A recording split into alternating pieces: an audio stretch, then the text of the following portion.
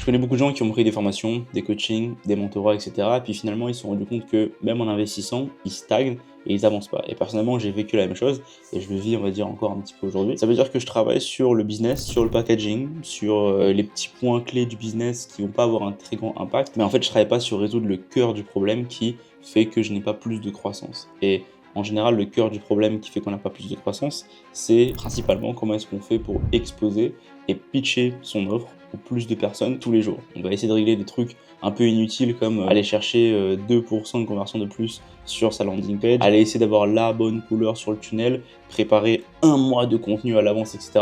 Tout ça c'est bien, mais à la fin de la journée, on va se demander, ok, est-ce que combien d'actions j'ai fait aujourd'hui qui me permet de pouvoir exposer mon service et mon offre au plus de personnes que hier ou que la semaine dernière par exemple. Et souvent cette question, même moi quand je la pose pour l'agence ou pour n'importe quel autre business, je me dis ok, qu'est-ce que j'ai fait aujourd'hui, qu'est-ce que j'ai fait cette semaine qui me permet de pouvoir montrer à d'autres personnes mon offre. Et des fois je me dis putain, j'ai rien fait en fait, j'ai juste fait de la maintenance, j'ai fait la gestion de site, etc. Et des fois je me mets dans je m'embrouille tout seul dans le fait de servir mon business, gérer le business, mais pas aller chercher de la croissance. Et souvent, c'est le point qui nous bloque et qui nous empêche d'aller vers l'avant parce qu'on se concentre sur la maintenance et pas sur de la croissance.